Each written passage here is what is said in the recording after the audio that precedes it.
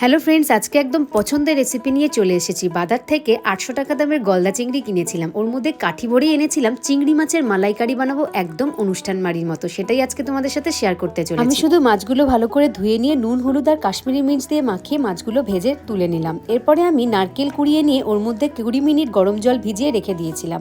সেখান থেকে নারকেলের পেস্টটা রেডি করে নিলাম। এরপরে সর্ষে, কাজু বাদাম, কাঁচা লঙ্কা আর সামান্য পরিমাণ নুন দিয়ে একটা পেস্ট করে নিলাম। শুকনো লঙ্কা, আদা, রসুনের একটা পেস্ট করে নিলাম আর পেঁয়াজের একটা পেস্ট করে নিলাম।